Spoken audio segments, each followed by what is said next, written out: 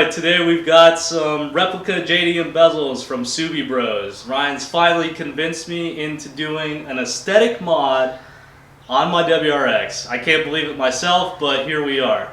So, I know Ryan's excited, super excited to get his bezels on.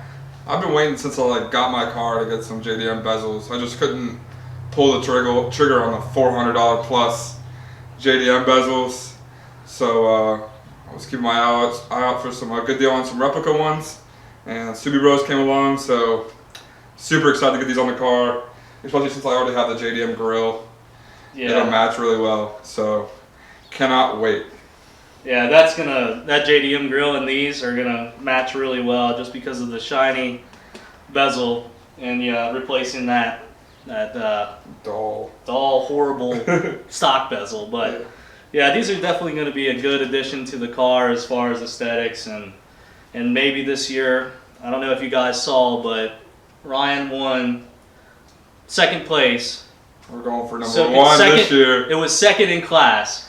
So we're going for number one overall this year. Yeah, he's working on number one in his class. No, overall. Overall. Oh yes. My gosh. Well, they mentioned me on the overall. I was almost there. Yeah. So maybe this will get him there. But yeah, right now I think these actually dropped down in price since we got them. They're down to like $170, which they have like a mini sale on them. Yeah, that's a super good deal for these, just because the stock JDM ones are like outrageous. And you literally aren't going to be able to tell. Yeah. Yeah, it's on the car, so. Yeah, we'll get these installed on the car. We'll start out the install by using some of our plastic removal tools. That way we don't scrape any of our lenses or our paint. So we're going to start out by putting in here, there's a plastic tab on the inside of this bezel. So we're going to try to pop that one first. We've got the top one popped. We're going to go down here right after this turn and put our tool through. We got another pop, and then we're going to just start going around the edge of the bezel. It comes out real easy. We got the stock bezel off on the passenger side. We're going to start by feeding this wire through here. We're going to start off with these two longer tabs on the bezel. We're going to try to feed these into the appropriate holes, get those to snap in like that, and then we'll just kind of work toward the front on both the top and the rear. Try to snap those in.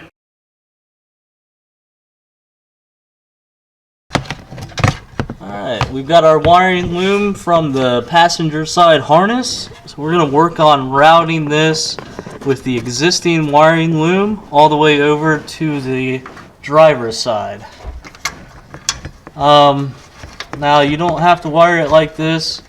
You can probably go through in front of the radiator if you want, as this is a little harder, but Ryan's really picky with his mods. He makes us suffer. But at least it'll be super clean. Here we got the wiring loom over here. We just fed it under this radiator brace. Keep going with the wiring loom. Actually, I'll pull this all the way through. Get this wire. Get as much slack on it as we can from the passenger side bezel. I think that's about maxed out. So, sorry. The next hurdle will be getting it under this side of the radiator bracket.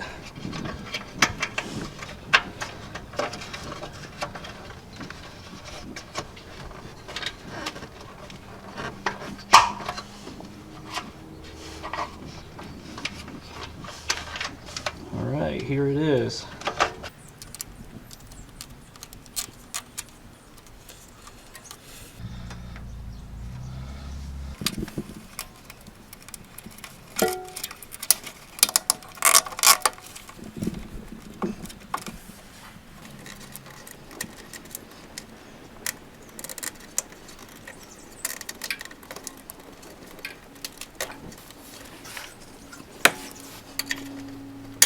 Got our bezel module here.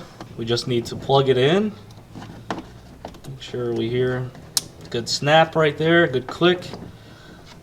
And we'll have to find somewhere to mount this, probably up around the windshield wiper fluid box. So we'll go ahead and mount this, and this other end of the bezel module, we'll feed that through our bezel hole in the front of the car, and then we'll connect the driver's side bezel with that.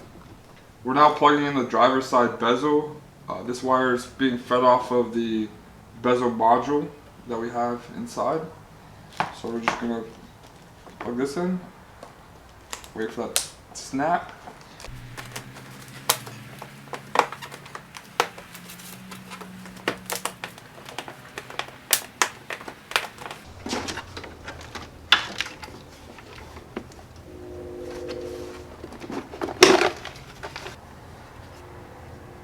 To connect our bezel harness, we'll need to remove this 30 amp fuse. Use the tool that came with the fuse box for the car. Pull it out. We'll add our 30 amp fuse to the added fuse. We'll just push that into the empty slots. Nice and snug in there. And then we'll put it into where we took out the 30 amp, the green one. That's 30 amp. And this is for the low beam. Now, since we put this in, we won't be able to use our little fuse puller. We'll have to put that somewhere where we know it goes. We can keep track of it, use it for later. And this part's done. So we'll need to ground the ground wire. And we'll probably just put it right back here. This white fuse, this white cable is optional. You don't have to use this. This is to turn off the bezels for wherever you plug it. I think it's if you were able to put this into the high beams, when you turn the high beams off, this would disable the bezels when you turn those off.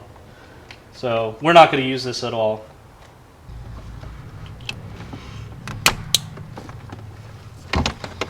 We're going to use this existing ground. This is a 10mm bolt, so we'll go ahead, loosen that up a little bit, and we'll get the ground for our bezels.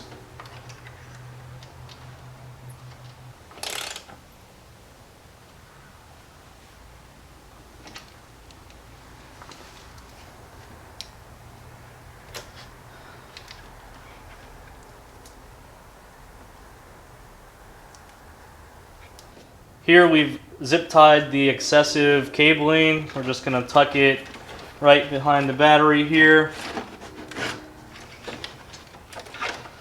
And for the ground wire, just going to kind of route it outside of the fuse box for now.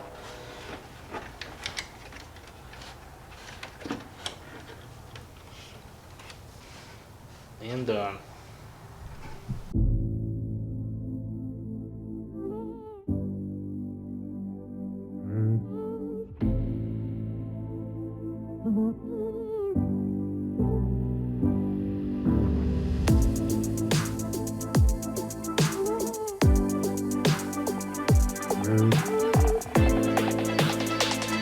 Mm-hmm.